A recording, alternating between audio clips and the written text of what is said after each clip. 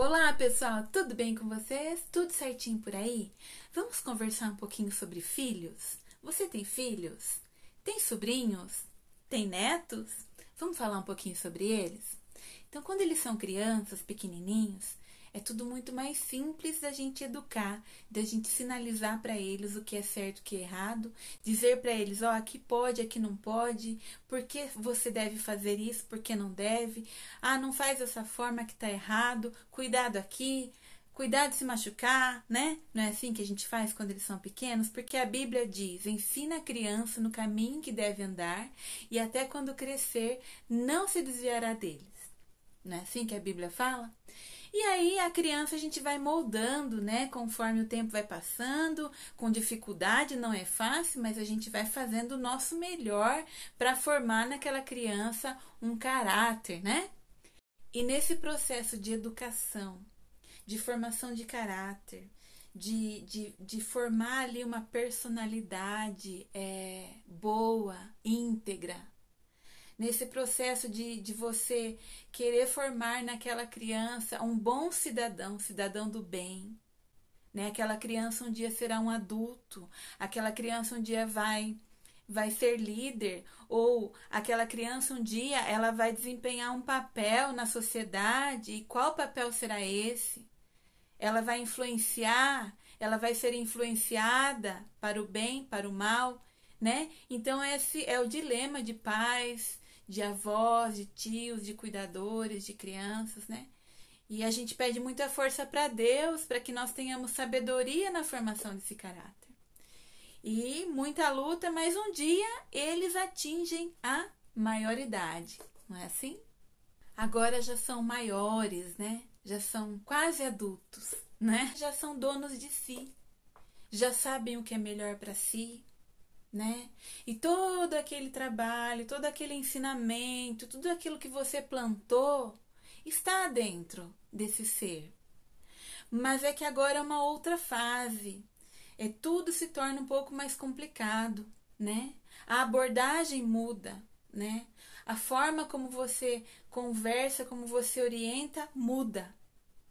E aí, de repente, você vai orientar, você vai dizer que não concorda com determinadas atitudes, e aquela criança que não é mais criança te responde assim: não, eu sei o que eu faço, eu sei o que é melhor para mim, eu já sou maior. Não é assim? Não é assim que acontece, gente? Então tá. E aí, de repente, você ouve a seguinte frase: os tempos são outros, mãe. Os tempos mudaram. O mundo mudou.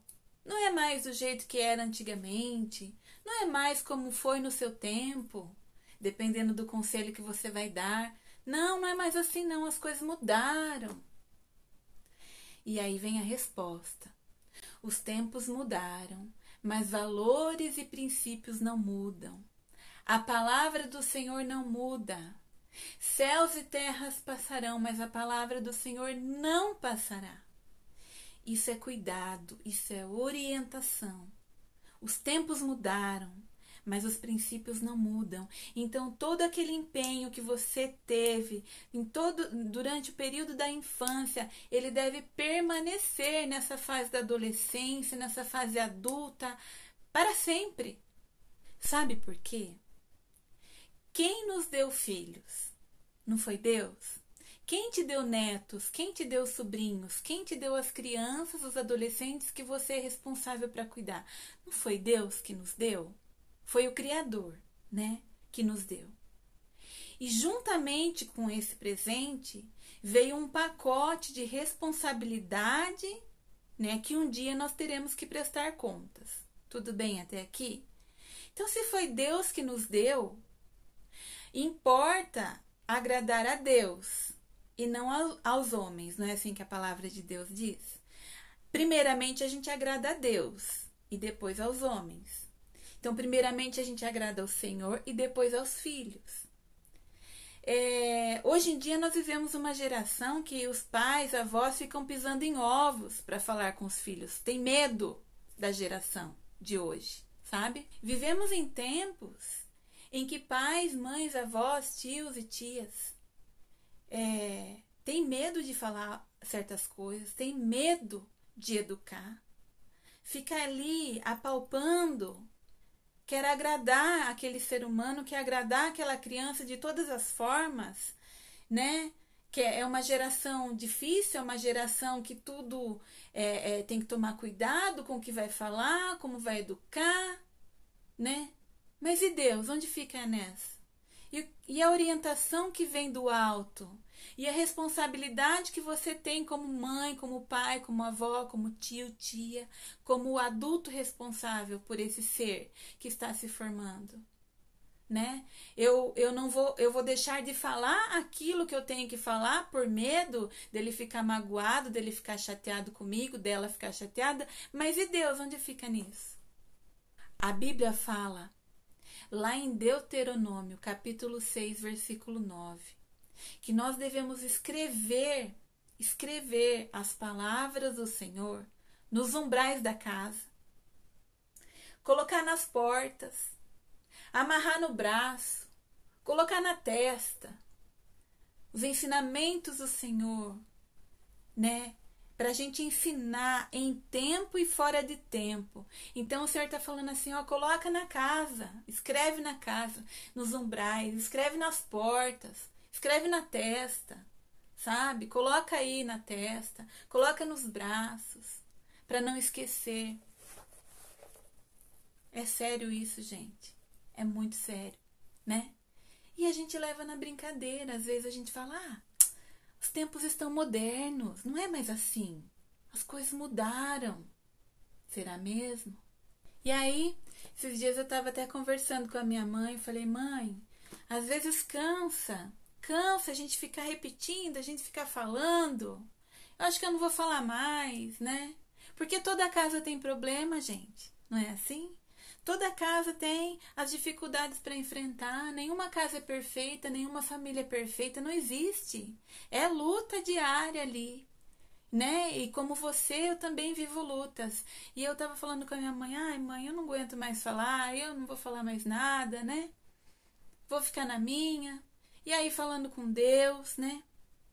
E Deus me deu uma palavra que está ali em Ezequiel, capítulo 2, versículo 4, diz assim: os filhos são de semblante duro, obstinados de coração, e eu te envio a eles, e você lhes dirás: assim diz o Senhor. Quer ouçam ou quer deixem de ouvir. E Deus falou profundamente no meu coração: Amanda, você tem que falar. Você tem que falar. Quer ouçam ou quer deixem de ouvir, porque eles hão de saber que esteve no meio deles uma pessoa que falou, uma mãe que orienta. Aqui, Deus estava falando com o profeta Ezequiel. E como a palavra de Deus é viva, ela fala com a gente em todo momento, Deus falou no meu coração: Amanda, vai e fala. Em tempo, fora de tempo, escreve nas portas, escreve nos umbrais, ensina o caminho, né? Quer eles ouçam, quer deixem de ouvir, porque um dia eles vão de saber que você falou, que você orientou, não é assim? Eu amo meus filhos e por isso eu cuido. Amo meus filhos. São os maiores e melhores presentes que Deus já me deu. Eu dou a minha vida por eles. Mas isso não quer dizer que eu tenho que agradar a eles e desagradar a Deus. Porque Deus ama muito mais eles do que eu. Olhem a profundidade e a extensão dessa mensagem. Deus ama muito mais o seu filho, sua filha, seus netos do que você mesma. Às vezes a gente fala, ninguém ama mais os meus filhos do que eu. Sim, Deus ama mais, porque foi Ele que te deu. Então importa você agradar a Deus do que aos filhos. Corrigir em tempo e fora de tempo, orientar, dizer o que tem que ser dito, claro, com educação, com carinho, com amor, com firmeza, mas tem que ser dito. Porque um dia será cobrado de nós. Nossos filhos são herança do Senhor. E nós temos que cuidar, temos que proteger, temos que zelar. E em todas as fases da vida deles, até que o Senhor nos leve deste mundo, até que acabe o nosso tempo aqui na Terra, nós precisamos orientar. É claro que nós não somos perfeitos. Nós erramos como pais, mães, avós, nós erramos todos os dias. Mas esse amor que nós temos por eles e o temor que nós temos em Deus, né, vai nos conduzir à educação de uma forma correta, né? Então, eles trabalham, eles estudam, eles fazem o melhor, são bênçãos na minha vida. Mas tudo que eu precisar fazer e orientar, segundo a palavra de Deus, eu farei. Crianças precisam de limites. Limites são proteção, né? Não, a gente não pode comprar nossas crianças com videogame, com celular, com tênis caro. Não tem como substituir o nosso papel de pai, mãe, avó, educadores. Não tem como substituir essa missão com presentes. Não tem como a gente deixar essa criança ser educada pela internet, pelo celular, pelos desenhos e jogos, por aplicativos, enfim. Nós temos que assumir o nosso papel.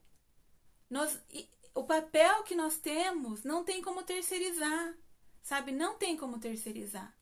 Claro que nós precisamos da ajuda dos avós, dos irmãos, dos tios. Nós precisamos da ajuda familiar, mas o nosso papel não tem como terceirizar.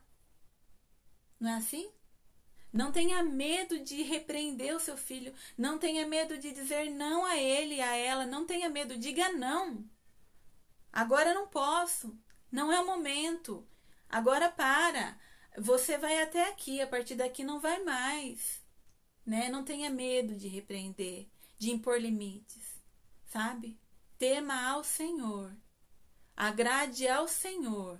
Porque quando você agrada ao Senhor, a sua missão está completa, a sua missão está sendo bem feita. Quando você está agradando a Deus, quando você está seguindo a orientação de Deus, pode ter certeza que você estará sendo uma boa mãe, um bom pai, uma boa tia, uma boa avó. Primeiramente, agrade a Ele. Se o seu filho vai ficar bravinho, bravinha, nervoso, dura 2, 3 dias, 15 dias já passa. Mas você foi lá e falou, você disse, você orientou, você guardou. Ontem mesmo surge o assunto. Mãe, eu vou para o carnaval. Nossa, mas o que tem de mal no carnaval, né? Os tempos mudaram, é assim mesmo, juventude. Vamos curtir, claro. Nós precisamos curtir a vida. Tudo eu posso, mas nem tudo me convém. Deus, ele nos dá livre-arbítrio, você faz o que você quiser. Mas nem tudo te convém. Então, surge o assunto do carnaval. Eu vou porque eu vou tal hora, volto não sei quando.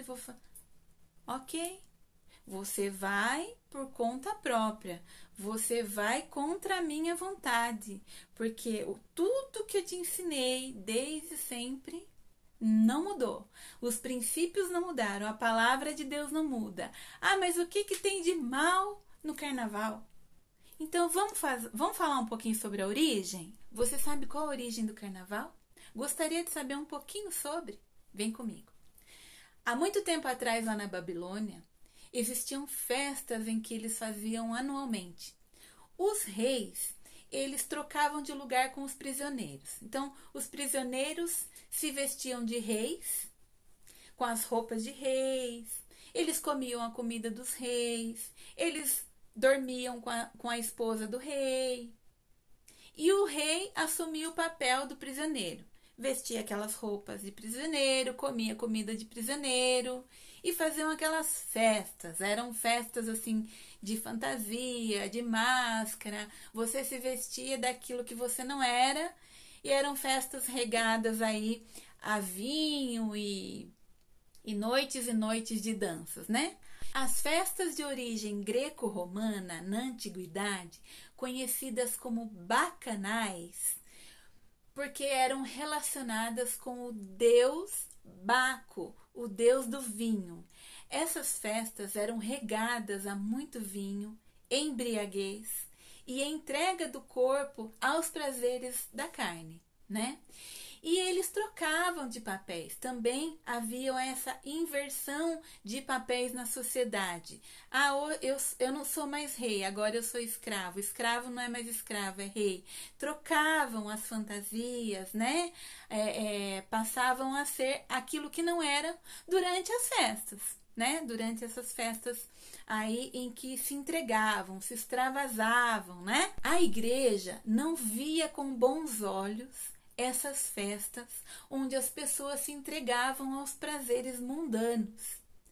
E então a igreja resolveu ressignificá-las. Então, durante a Idade Média, foi criada a Quaresma, que é um período de 40 dias que antecede a Páscoa. É um período em que simboliza os 40 dias em que Jesus esteve no deserto. É um período em que as pessoas se dedicam à oração, né? As pessoas se dedicam ao jejum. Então, a igreja cria nessa época a Quaresma. A igreja pretendia, dessa forma, manter uma data definida para que as pessoas pudessem cometer os seus excessos.